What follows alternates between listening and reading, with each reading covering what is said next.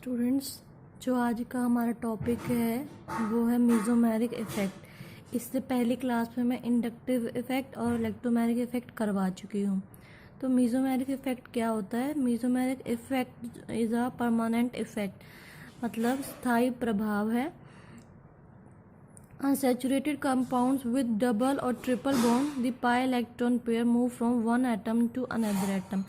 ये जो मीज़ोमेरिक इफ़ेक्ट है ये अनसेचुरेटेड कंपाउंड्स मतलब असंतृप्त यौगिक में ही होता है, जिसमें कि डबल बॉन्ड या ट्रिपल बॉन्ड होते हैं। तो जो पाई इलेक्ट्रॉन होता है डबल बॉन्ड में या ट्रिपल बॉन्ड में, या पाई बॉन्ड जो होता है वो एक तरीके से उसके इलेक्ट्रॉन्स जो हैं वो एक परमाणु से दूसरे परमाणु पर जाते हैं। Another completely due to which positive धन and negative ऋण चार्ज develop on atom। जो पाई बॉन्ड है एक जगह से दूसरी जगह पर जाएगा तो धन और ऋण दो जो आवेश हैं वो उत्पन्न हो जाएंगे। जैसे कि ये कार्बन है और इस पे कार्बन कार्बन डबल बॉन्ड है, तो जब ये पाई बॉन्ड टूटेगा और पाई इलेक्ट्रॉन्स इधर से यहाँ जाएंगे तो इस वाले कार्बन पे नेगेटिव चार्ज आ जाएगा और इस वाले पे क्या होगा, पॉजिटिव चार्ज होगा। तो इसका मतलब पॉजिटिव और नेगेटिव चार्ज जो है वो डेवलप हो जाएंगे एटम्स पे, या हिंदी में बताऊं तो जो धन है वो और ऋण दोनों आवेश उत्पन्न हो जाएंगे परमाणुओं पर। This effect is found always in unsaturated compounds, ये मैं बता चुकी हूँ। असंतृप्त यौगिक्स में ये मिलते हैं। फिर नेक्स्ट पॉइंट जो है हमारा, mesomeric effect is property of substituents और functional groups in a chemical compound. जो मीज़ोमेरिक इफेक्ट है उसके जो गुण हैं सब्स्टिट्यूएंट और फंक्शनल ग्रुप्स मतलब क्रियात्मक समूह या स्थापित सब्स्टिट्यूएंट्स जो है उसमें स्थापना होती है किसी और परमाणु की। तो ये रासायनिक जो यौगिक हैं उसमें क्या है, गुण है। Mesomeric effect is a property of substituent और functional groups in a chemical compound. उसके बाद आते हैं हम इसकी डेफिनेशन पर। इसकी व्याख्या क्या होगी? Defined as the polarity produced in the molecule by the interaction of two pi bonds और between a pi bond and lone pair of electrons present on an adjacent atom। सो इसमें क्या होंगे, या तो दो पाई बॉन्ड्स होंगे या फिर एक पाई बॉन्ड होगा और दूसरा क्या होगा, लोन पेयर होगा। एडजेसेंट एटम मतलब जो बिल्कुल पास में है, एक दूसरे से टच में है इलेक्ट्रॉन्स। जैसे कि मैंने यहाँ पे कार्बन कार्बन बताया, तो यहाँ पर क्या था, पाई बॉन्ड था और इसके आगे चेन होगी तो क्या होगा, इधर मूवमेंट होगा, तो जिसकी वजह से क्या होगा, मीज़ोमेरिक इफेक्ट जो उत्पन्न हो जाएगा। मीज़ोमेरिक इफेक्ट इज नेगेटिव, मतलब ये दो प्रकार का होता है, एक माइनस एम होता है, एक प्लस एम होता है। मीज़ोमेरिक इफेक्ट इज नेगेटिव मतलब minus M when the substituent is electron withdrawing group. तो जो कार्बन चेन है हमारी या कार्बन की जो श्रृंखला है, अगर उसमें ऐसा ग्रुप लगा हुआ है या ऐसा सब्स्टिट्यूएंट या फंक्शनल ग्रुप लगा हुआ है जिसमें इलेक्ट्रॉन विथड्रॉन की क्षमता है, मतलब इलेक्ट्रॉन क्या करेगा, एक्सेप्ट करेगा, ग्रहण करेगा दूसरे कार्बन चेन से। जो भी सब्स्टिट्यूएंट या क्रियात्मक समूह लगा हुआ है वो इलेक्ट्रॉन ग्रहण करेगा कार्बन चेन से, तब हमारा जो इफेक्ट होगा या प्रभाव होगा वो मीज़ोमेरिक प्रभाव होगा या माइनस एम या नेगेटिव मीज़ोमेरिक प्रभाव होगा। फिर उसके बाद the effect is positive, plus M कब होगा, when the substituent is electron releasing group. जो सब्स्टिट्यूएंट लगा हुआ है वहाँ पर वो इलेक्ट्रॉन रिलीजिंग ग्रुप होगा, मतलब कि इलेक्ट्रॉन्स देने वाला ग्रुप होगा। तो जो इलेक्ट्रॉन देगा तो वो किसको देगा, कार्बन जो चेन होगी हमारी वो ग्रुप उसको क्या करेगा, ट्रांसफ़र करेगा, अपने इलेक्ट्रॉन्स उसको दे देगा। तो मीज़ोमेरिक इफेक्ट का ऑर्डर क्या होगा, प्लस एम वाले प्रभाव का क्या क्रम होगा और माइनस एम वाले प्रभाव का क्या क्रम होगा, वो हम पढ़ते हैं। तो प्लस एम प्रभाव जो है उसका क्रम होगा, ये सबसे पहले जो ऑक्सीजन होगा उसमें अगर वो है कार्बन श्रृंखला में या कार्बन चेन में तो ऑक्सीजन की वजह से प्लस एम ज़्यादा होगा। इस बात का आपको ध्यान रखना है कि कौन सा जो परमाणु है या कौन सा मॉलिक्यूल या अणु होगा जिसकी वजह से प्लस एम इफेक्ट ज़्यादा होगा। तो आपको ये सभी क्रम इसी प्रकार याद करना होगा कि कौन सा ज़्यादा प्लस एम प्रभाव देगा, प्लस एम इफेक्ट देगा या प्लस एम मीजोमेरिक इफेक्ट देगा। तो ऑक्सीजन सबसे ज़्यादा मीजोमेरिक इफेक्ट देगा, पॉजिटिव एम, इस बात का ध्यान रखना है। फिर NH2 क्योंकि इसके पास 2 इलेक्ट्रॉन्स हैं। देन NHR, यहाँ पे देखा जाए तो एक हाइड्रोजन हट चुका है और एल्काइल ग्रुप हो सकता है, ये एल्काइल कार्बन चेन हो सकती है, इसलिए R है। फिर उसके बाद OR, then NHCOR, then OCOR, phenyl, fluorine, chlorine, bromine, iodine. ये जो हमारे पीरियोडिक टेबल है उसमें जो सीरीज़ है ये उसी के उसमें याद कर सकते हैं आप। तो ये जो बॉन्ड दिखाया हुआ है ये किसी कार्बन श्रृंखला से या कार्बन चेन से जुड़े होंगे। इसका मतलब ये नहीं ये माइनस साइन है, ये है कि ये बॉन्ड है, ये किसी कार्बन चेन से जुड़े हुए हैं। तो इनका ये ऑर्डर आपको याद रखना है इसी तरीके से। पहले ऑक्सीजन आएगा, फिर NH2, फिर NHR, फिर OR, फिर NHCOR, then OCOR, then phenyl, fluorine, chlorine, bromine, iodine. तो अगर कोई कार्बन चेन है जिसमें ऑक्सीजन जुड़ा हुआ है, फ्लोरीन जुड़ा हुआ है, और पूछा जाए कि mesomeric effect plus mesomeric effect या पॉजिटिव मीजोमेरिक इफेक्ट जो है किस में ज़्यादा होगा, तो जिसमें ऑक्सीजन जुड़ा हुआ है आप उसी को देखोगे कि इसमें ज़्यादा है। अब आ जाते हैं हम माइनस इफेक्ट ऑर्डर पे या माइनस एम प्रभाव क्रम पर। तो इसमें नाइट्रो ग्रुप सबसे पहले होगा, फिर cyanide group, then aldehyde, then ketone, then COOR, then COR, then COOH, this is carboxylic acid, CONH2 and COO negative.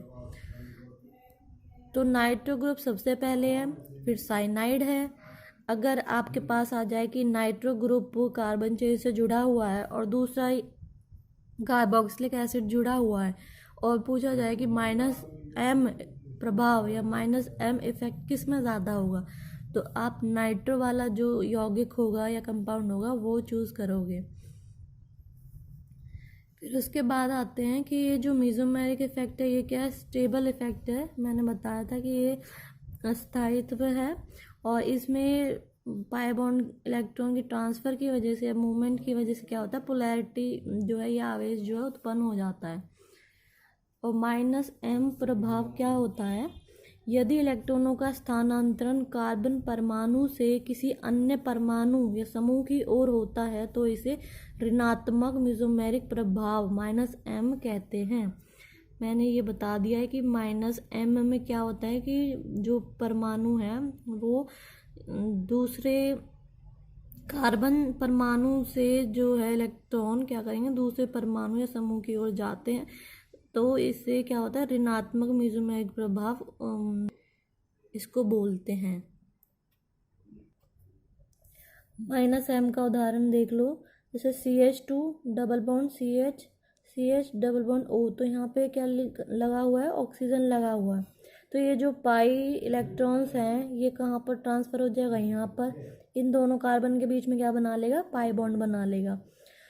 और ये वाला जब ये यहाँ पर है तो इसकी वैलेंसी पूरी करने के लिए यहाँ पर 2 बॉन्ड इस कार्बन के इधर हैं, 2 बॉन्ड इधर हैं, तो 4 और 1 हाइड्रोजन 5 हो जाएंगे इस कार्बन के साथ, जो कि नहीं हो सकते। कार्बन सिर्फ 4 बॉन्ड बना सकता है, इसलिए ये जो पाई बॉन्ड है ये टूटेगा और इसके इलेक्ट्रॉन्स कहाँ पर चले जाएंगे, इस ऑक्सीजन पर चले जाएंगे।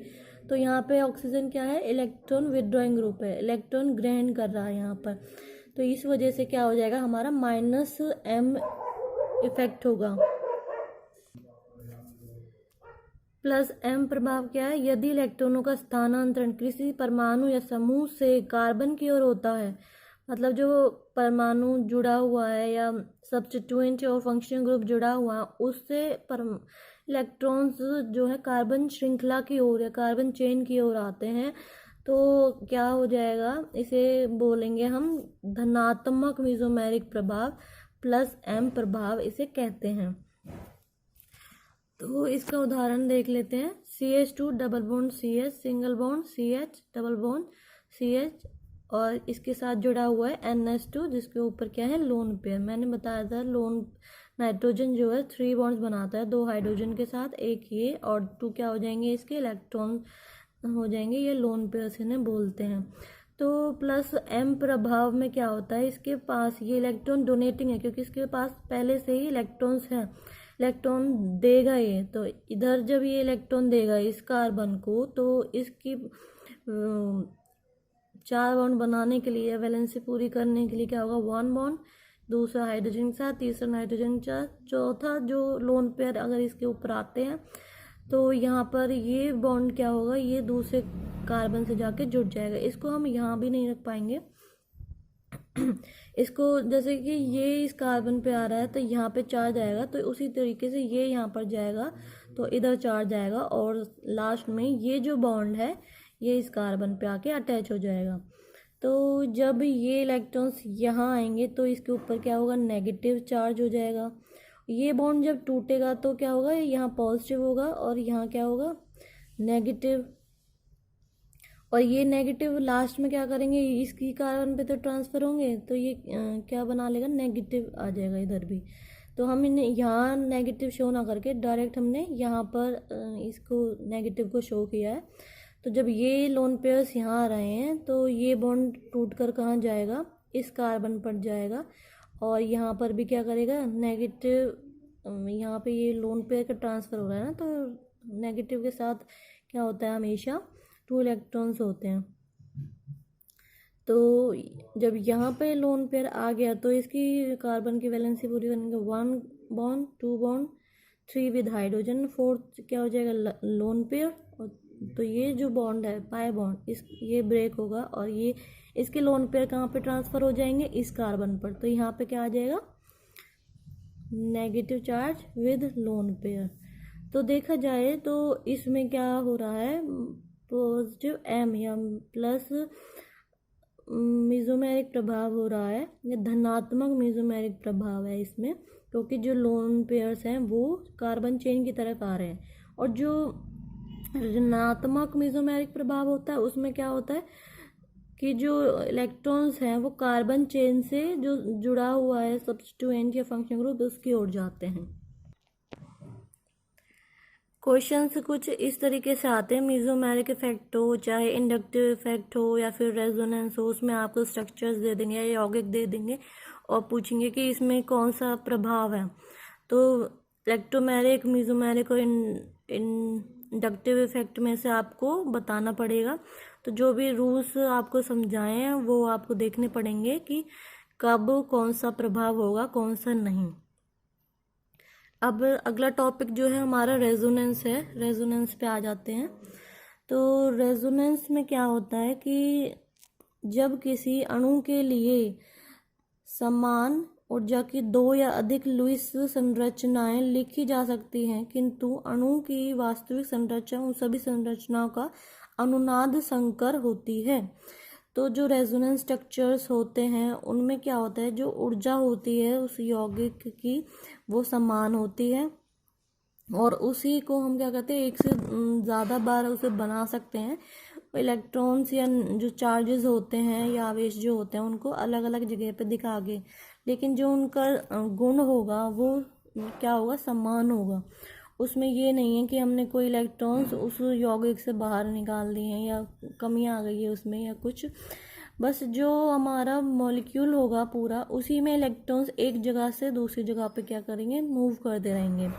तो जब किसी अणु के लिए समान ऊर्जा की 2 या अधिक इन्हें लुईस संरचनाएं भी बोलते हैं, लिखी जा सकती हैं, तो किंतु अणु की वास्तविक संरचना उन सभी संरचनाओं का अनुनाद होती है। तो जितने भी स्ट्रक्चर्स हम बनाएंगे तो वो उसको अनुनाद संकर में लिख सकते हैं, या रेजोनेंस हाइब्रिड इसे इंग्लिश में बोलते हैं। मतलब जितनी भी संरचनाएं हैं उनको एक संरचना ऐसी बनाएंगे जिसमें कि वो सब संरचनाएं एक साथ दिख सकती हैं, तो उसको बोलेंगे अनुनाद संकर या रेजोनेंस हाइब्रिड।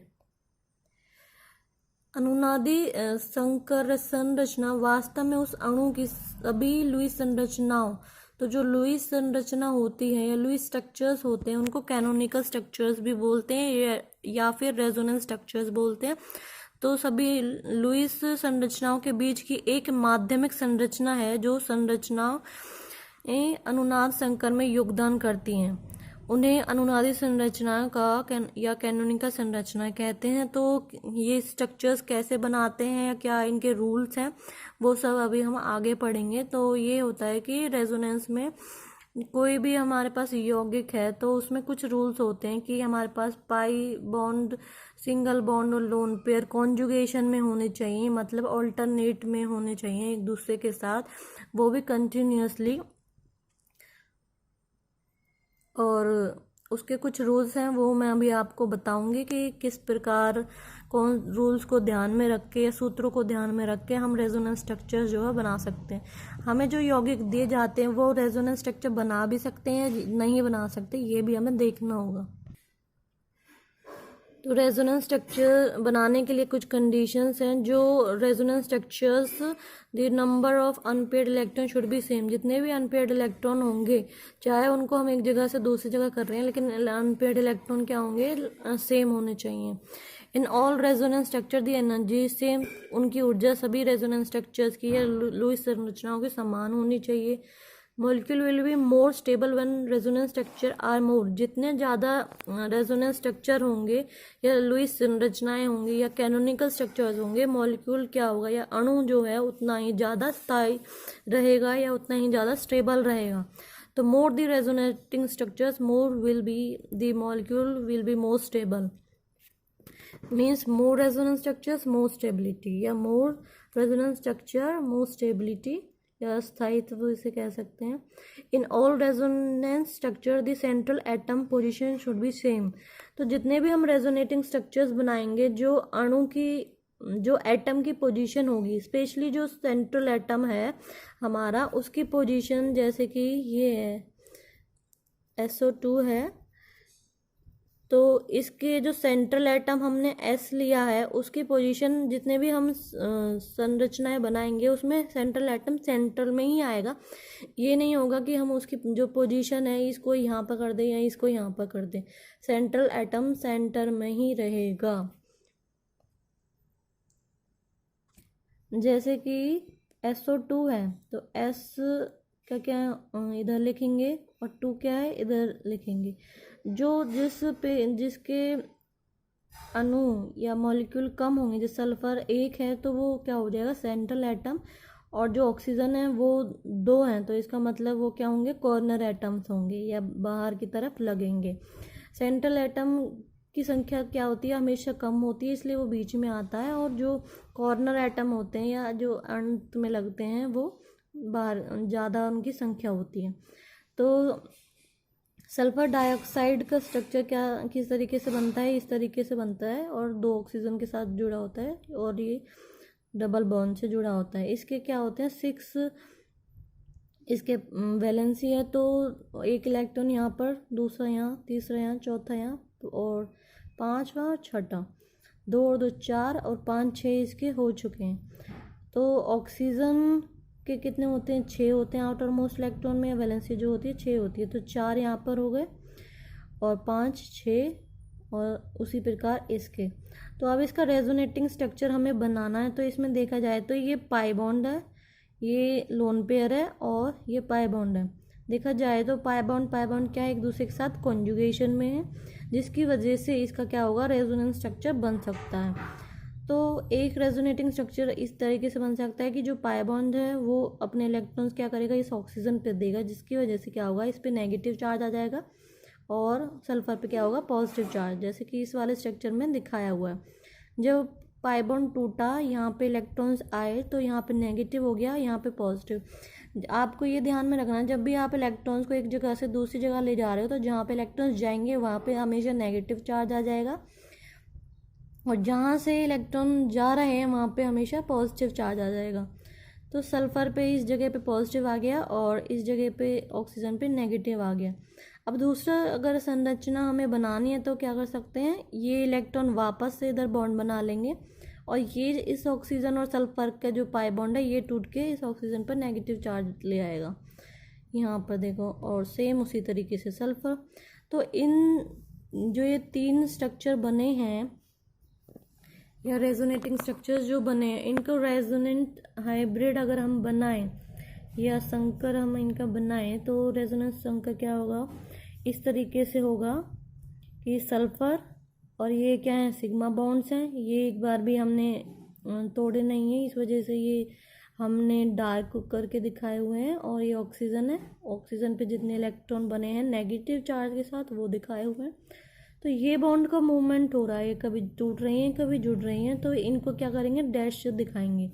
तो इससे ये पता चल रहा है कि यहाँ पर भी पाई बॉन्ड आता है और यहाँ पर भी पाई बॉन्ड आता है। जो इलेक्ट्रॉन्स होते हैं वो क्या करते हैं, इधर से उधर मूव करते रहते हैं, जिसकी वजह से ये जो है स्टेबल रहेगा। तो जितनी ज़्यादा इसके रेजोनेंस स्ट्रक्चर होंगे उतना ही ज़्यादा स्टेबल होगा। आपको क्वेश्चन में इस तरीके से भी आ सकता है, जैसे SO2 आ गया या NO2 आ गया, तो इनके रेजोनेटिंग कौन सा ज़्यादा स्टेबल होगा आपको ये बताना पड़ेगा। तो आप क्या करोगे, उनके रेजोनेटिंग स्ट्रक्चर्स बनाकर देखोगे, तो जिसका जितना ज़्यादा रेजोनेटिंग स्ट्रक्चर्स बनेंगे वो उतना ही ज़्यादा स्टेबल रहेगा।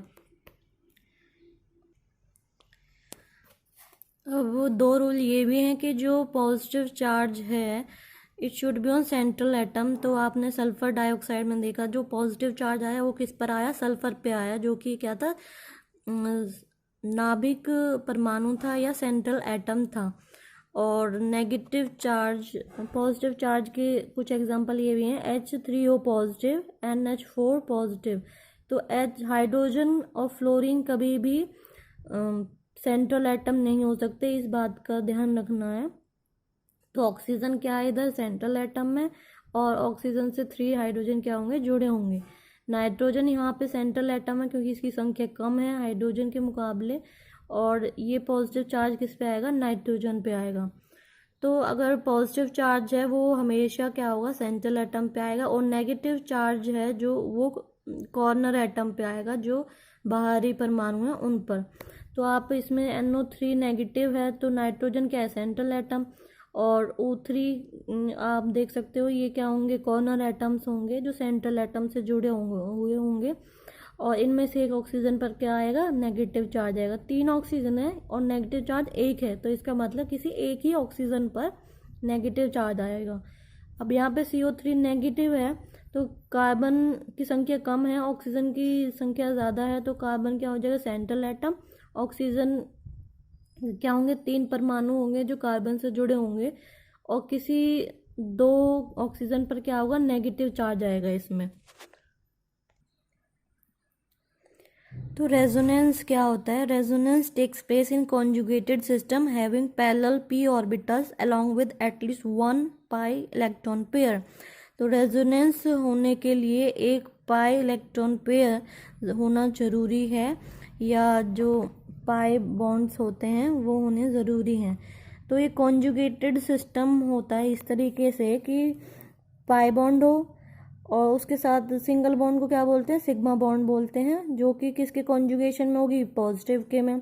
ये नहीं है कि जो कार्बन एटम अगर यहाँ पे हम लगा दें तो इस कार्बन के बीच में वो इधर हो, एक कार्बन को क्या करेंगे, स्किप करके दूसरे कार्बन के पास होगा। मतलब यहाँ पे क्या है, पाई बॉन्ड इस तरीके से होगा, जैसे कि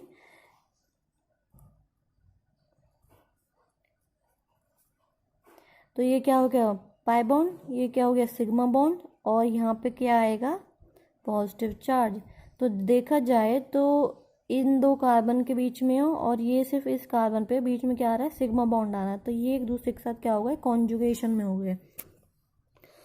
और ये किस में होते हैं, पैरेलल p ऑर्बिटल्स होते हैं, जिसमें कि 1 क्या होता है, इलेक्ट्रॉन पेयर होता है। तो कुछ रूल्स या टिप्स जो हैं वो ये हैं कि पहला टिप ये है कि पाई बॉन्ड कॉन्जुगेशन में होगा, मतलब पाई बॉन्ड सिग्मा बॉन्ड, और ये क्या हो जाएगा, पॉजिटिव चार्ज। दूसरा है इसमें क्या है, एम्प्टी p ऑर्बिटल्स हैं, अगर जहाँ पे पॉजिटिव चार्ज आ रहा है इसका मतलब इलेक्ट्रॉन कमी है या इलेक्ट्रॉन डेफिशिएंट है। तो यहाँ पे p ऑर्बिटल क्या है, एम्प्टी है। यहाँ पे डबल बॉन्ड है, सिग्मा बॉन्ड है, देन माइनस है, तो यहाँ पे p ऑर्बिटल क्या हो जाएगी, पूरी फिल्ड है, भरी हुई है। तो यहाँ पे पाई बॉन्ड कॉन्जुगेशन में है नेगेटिव चार्ज के। थर्ड पॉइंट में double bond single bond and ये एक इलेक्ट्रॉन दिखाया हुआ है, यहाँ 2 इलेक्ट्रॉन नहीं होंगे। तो ये एक इलेक्ट्रॉन कब होते हैं, फ्री रेडिकल्स जो होते हैं या मुक्त मूलक जो होते हैं उनमें ये रेडिकल्स बनते हैं, एक इलेक्ट्रॉन उनमें दिखाया जाता है। तो जो पाई बॉन्ड है वो कॉन्जुगेशन में है फ्री रेडिकल के में, और यहाँ पाई बॉन्ड किसके कॉन्जुगेशन में है, पाई बॉन्ड के में। फिफ्थ पॉइंट जो है पॉजिटिव चार्ज कॉन्जुगेशन में है हमारे लोन पेयर ऑफ इलेक्ट्रॉन्स के में, जहाँ 2 इलेक्ट्रॉन्स होते हैं वो लोन पेयर होते हैं। और नेगेटिव चार्ज कॉन्जुगेशन में है ये सिग्मा बॉन्ड है, नेगेटिव चार्ज कॉन्जुगेशन में वेकेंट डी ऑर्बिटल्स, मतलब डी ऑर्बिटल्स जो है खाली होंगे, उनके साथ कॉन्जुगेशन में है नेगेटिव चार्ज। तो जो पहला पॉइंट बताया था जिसमें पाई बॉन्ड, सिग्मा बॉन्ड और पॉजिटिव चार्ज था, मतलब पाई बॉन्ड जो कॉन्जुगेशन में पॉजिटिव चार्ज के, तो उसका एग्जांपल ये है जिसमें CH2 double bond CH, single bond CH2 और उसके ऊपर पॉजिटिव चार्ज। तो जो ये पाई बॉन्ड है ये क्या होगा, इधर से इस कार्बन के बीच में जाएगा और यहाँ पे पाई बॉन्ड बना लेगा।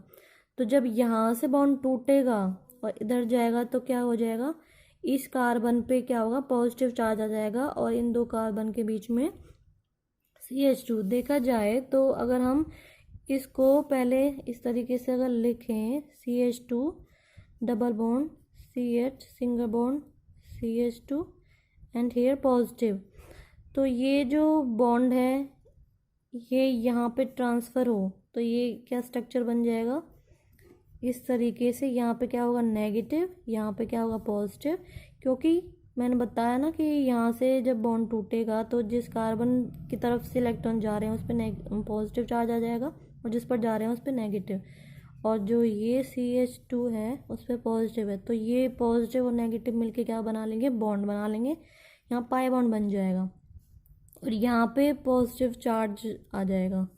तो यही स्ट्रक्चर यहाँ पे बना हुआ है CH2 positive, CH double bond CH2।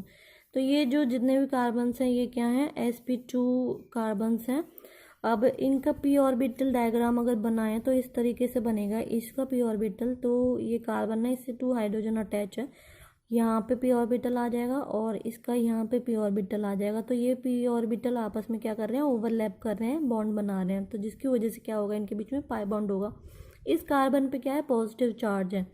तो जब ये पाई बॉन्ड इधर ट्रांसफ़र हो रहा है तो ये वाले दोनों p ऑर्बिटल्स क्या करेंगे, बॉन्ड बनाएंगे। तो यहाँ पे आप देख सकते हो कि यहाँ से बॉन्ड, पाई बॉन्ड टूटकर इन p ऑर्बिटल्स के बीच में आ गया और यहाँ पे क्या आया, पॉजिटिव चार्ज आ गया। तो ये 2 रेजोनेटिंग स्ट्रक्चर्स इसके बन रहे हैं।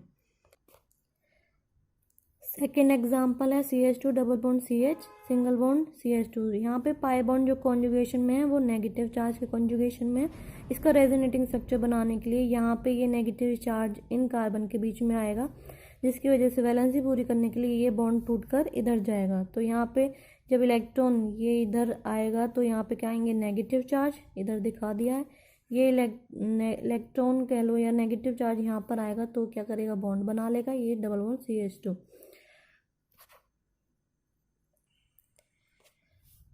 अब उसका रेजोनेटिंग स्ट्रक्चर अगर हम देखें तो ये है कि कार्बन पे p ऑर्बिटल्स हैं, तो पहले पाई बॉन्ड कहाँ पर है, यहाँ पर है, और यहाँ पे क्या है, नेगेटिव चार्ज है। ये नेगेटिव चार्ज जब यहाँ पर जाएगा तो बॉन्ड बनाएगा और ये जो बॉन्ड टूट कर इस कार्बन पे क्या आ जाएगा, इस तरीके से। देखिए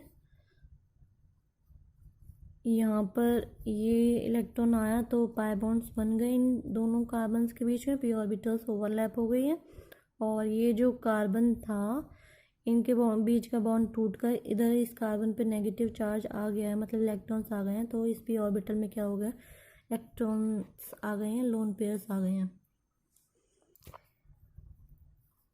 अब ये बेंजीन की तरह के ये स्ट्रक्चर है जिसमें कि सिर्फ मतलब ये साइक्लोहेक्सेन है जिसमें कि 2 क्या है, पाई बॉन्ड्स हैं, एक क्या है नेगेटिव चार्ज है या इलेक्ट्रॉन्स हैं। तो इसमें कॉन्जुगेशन कहाँ है, यहाँ तक है, negative charge, sigma bond, pi bond, sigma bond, pi bond. तो देखा जाए तो कॉन्जुगेशन क्या है, यहाँ तक कंटिन्यू हो रही है। तो इसको कंटिन्यू करने के लिए यहाँ पे ये इलेक्ट्रॉन आएंगे, नेगेटिव चार्ज आएगा, पाई बॉन्ड बना लेगा, जिसकी वजह से ये पाई बॉन्ड टूटेगा, यहाँ पे नेगेटिव चार्ज आ जाएगा। तो यहाँ पे बॉन्ड बन गया, यहाँ पे नेगेटिव चार्ज आ गया। अब इसको फर्दर इसके रेजोनेटिंग स्ट्रक्चर बनाने के लिए हम क्या करेंगे, ये जो नेगेटिव चार्ज है ये इन दो कार्बन्स के बीच में आएंगे और यहाँ पाई बॉन्ड बनाएंगे, जिसकी वजह से क्या होगा, ये पाई बॉन्ड टूटेगा और यहाँ पे क्या होगा, नेगेटिव चार्ज आएगा। तो यहाँ पे बॉन्ड बन गया और यहाँ पे क्या आया है, इस कार्बन पे नेगेटिव चार्ज आ गया। इससे आगे इसकी कॉन्जुगेशन नहीं है, इस वजह से इसका रेजोनेटिंग स्ट्रक्चर नहीं बन सकता। तो further no conjugation in forward direction, इस फॉरवर्ड डायरेक्शन में जिस डायरेक्शन में जा रहे थे उसमें कॉन्जुगेशन नहीं है, तो जिस वजह से क्या होगा, रेजोनेटिंग स्ट्रक्चर और नहीं बन पाएंगे और इसका उल्टा नहीं हो सकता, क्योंकि वो देखा जाए तो सेम स्ट्रक्चर्स बनेंगे जो कि यूजलेस हैं। तो इसमें कितने रेजोनेटिंग स्ट्रक्चर्स बने, इसमें 3 रेजोनेटिंग स्ट्रक्चर्स हैं हमारे। अब ये जो एग्जांपल है ये है फ्री रेडिकल का एग्जांपल। तो फ्री रेडिकल का मैंने एक टॉपिक बताया था जिसमें कि क्या है कि जब पाई बॉन्ड टूटता है तो वो 2 इलेक्ट्रॉन्स जो हैं वो अलग अलग परमाणु पर चले जाते हैं, होमोलिटिक फ्यूजन हो जाएगा या होमोलिसिस हो जाएगा। तो इसको हम हाफ एरो से दिखाएंगे, पूरे एरो से नहीं दिखाएंगे। इस वाले एरो से फ्री रेडिकल को नहीं दिखाते हैं, हम हाफ एरो से दिखाते हैं। इसका मतलब होता है होमोलिटिक फ्यूजन हो रहा है या होमोलिसिस हो रही है, तो एक इलेक्ट्रॉन क्या होगा, इस कार्बन पे जाएगा, दूसरा इस पे। तो पहले से क्या है, यहाँ पे फ्री रेडिकल है, पाई बॉन्ड क्या है इसके कॉन्जुगेशन में, पाई सिग्मा और ये फ्री रेडिकल। तो फ्री रेडिकल जब यहाँ पर आएगा, एक यहाँ पर है रेडिकल, एक यहाँ पर है, तो ये आपस में क्या कर लेंगे, एक बॉन्ड बनाने के लिए हमें 2 इलेक्ट्रॉन्स चाहिए, तो ये दोनों क्या करेंगे, एक दूसरे के साथ बॉन्ड बना लेंगे। और यहाँ पे ये बॉन्ड टूटने की वजह से एक फ्री रेडिकल आ गया है, या मुक्त मूलक इसे बोलूँ तो वो आ चुका है। उसी तरीके से नेक्स्ट एग्जाम्पल ये है, ये बेंजीन रिंग है जिसपे CH2 जुड़ा हुआ है, और इसके बाद इसके रेजोनेटिंग स्ट्रक्चर्स नहीं बनेंगे क्योंकि वो सेम स्ट्रक्चर्स आ जाते हैं, तो हमें डिफरेंट स्ट्रक्चर्स चाहिए, सेम स्ट्रक्चर्स नहीं चाहिए। अब ये जो सेकंड एग्जांपल है बेंजीन का और CH2 का, तो ये जो पाई बॉन्ड है ये क्या है, इसके साथ कॉन्जुगेशन में free radical, sigma bond and pi bond. तो इस पाई बॉन्ड का क्या होगा, फिजन होगा या होमोलिटिक फिजन होगा, और ये एक रेडिकल इस कार्बन पे आएगा, दूसरा इस कार्बन पे। तो ये कार्बन और ये कार्बन क्या करेंगे, इन दोनों के बीच में रेडिकल है तो बॉन्ड बना लेंगे, और एक रेडिकल यहाँ पर होगा, तो यहाँ पे रेडिकल आ गया, यहाँ पे पाई बॉन्ड बन गया। फिर उसके बाद ये बॉन्ड है, तो इसका फ्यूजन जब होगा तो एक मुक्त मूलक यहाँ पर आ जाएगा, दूसरा यहाँ पर, तो ये दोनों इस कार्बन के बीच में क्या करेंगे, बॉन्ड बना लेंगे, और मुक्त मूलक क्या आएगा, इस वाले कार्बन पे।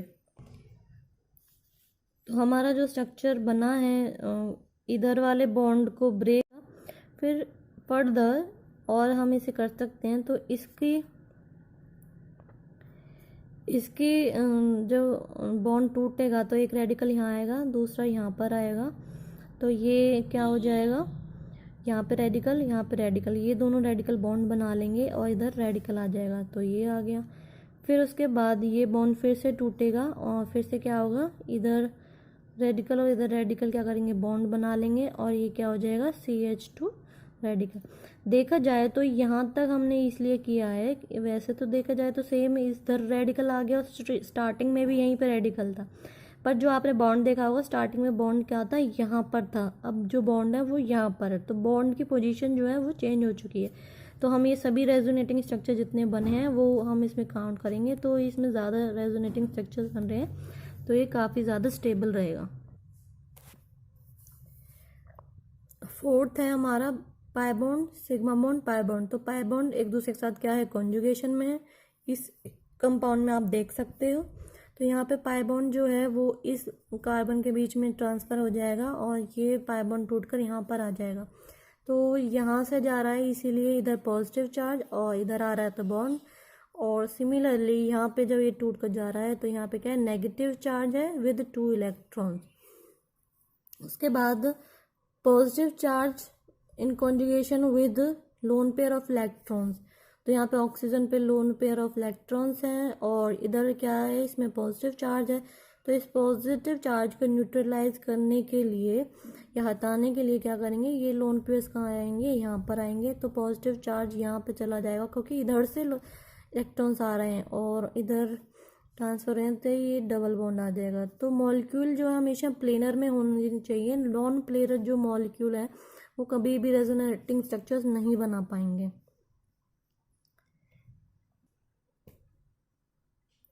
एक ये फिनॉल का एग्जांपल और देख सकते हैं। इसमें क्या है, यहाँ पे ये OH जब बेंजीन रिंग पर लगा होता है तो इसे फिनॉल बोलते हैं। तो यहाँ पे लोन पेयर, सिग्मा बॉन्ड और ये पाई बॉन्ड। तो लोन पेयर्स क्या है, पाई बॉन्ड के कॉन्जुगेशन में है। तो ये जो लोन पेयर है यहाँ पे ट्रांसफर होंगे, ये बॉन्ड यहाँ पर टूट कर नेगेटिव चार्ज आ जाएगा। तो यहाँ पे ऑक्सीजन से इलेक्ट्रॉन आए तो पॉजिटिव चार्ज, ये डबल बॉन्ड बना लिया, इधर नेगेटिव चार्ज आ गया। फिर ये नेगेटिव चार्ज इधर ट्रांसफ़र होएगा, ये बॉन्ड टूट कर इधर इलेक्ट्रॉन्स देगा तो इधर नेगेटिव चार्ज आ जाएगा। ये बॉन्ड बन गया, यहाँ पे नेगेटिव चार्ज। फर्दर इसको कंटिन्यू करने के लिए, रेजोनेटिंग स्ट्रक्चर बनाने के लिए जो है यहाँ पर जाएगा। ये देखा जाए तो ये पूरे उसमें कॉन्जुगेशन है, यहाँ से स्टार्ट हो गए कॉन्जुगेशन यहाँ तक है, इसलिए हम इसके सभी रेजोनेटिंग स्ट्रक्चर्स बनाएंगे। तो इलेक्ट्रॉन इधर ट्रांसफ़र होगा, ये बॉन्ड टूट के इधर नेगेटिव चार्ज, तो ये नेगेटिव चार्ज आ गया, ये डबल बॉन्ड हो गया। ये फिर इलेक्ट्रॉन जो है यहाँ पे आएंगे ट्रांसफ़र होके और ये बॉन्ड टूटेगा, वापस उधर जाएगा। तो ये 4 इलेक्ट्रॉन्स ऑक्सीजन पे वापस आ गए हैं और ये बॉन्ड जो है बन गए हैं। देखा जाए तो इसमें ये और ये जो है ऑक्सीजन पे सेम है इलेक्ट्रॉन्स और यहाँ पे सिग्मा बॉन्ड है, लेकिन ये 5 रेजोनेटिंग स्ट्रक्चर्स ही काउंट किए जाएंगे, 1 2 3 4 5, क्योंकि जो ये बॉन्ड है इसकी पोजीशन क्या हो चुकी है, चेंज हो चुकी है, अब इस तरफ बॉन्ड है। तो ये रेजोनेटिंग स्ट्रक्चर्स बनाने का तरीका है। तो पाई, सिग्मा और लोन पे इलेक्ट्रॉन्स इस फिनॉल में क्या है, कॉन्जुगेशन में है। ये कुछ रूल्स हैं, ये इनका आपको ध्यान रखना होगा। और कुछ ये इलेक्ट्रॉन्स किस तरीके से मूव करते हैं या किस तरीके से हम रेजोनेटिंग स्ट्रक्चर बना सकते हैं, उन सबका ध्यान रखना होगा। तो इस तरीके से आपको क्वेश्चंस आ सकते हैं कि रेजोनेटिंग स्ट्रक्चर बनाएं और कौन सा ज़्यादा स्टेबल है, 2 यौगिक्स या 2 कंपाउंड्स देकर आपको पूछा जा सकता है। तो जितने ज़्यादा रेजोनेटिंग स्ट्रक्चर जिसके बनेंगे वो उतना ही ज़्यादा स्टेबल होगा, इस चीज़ का आपको ध्यान रखना है।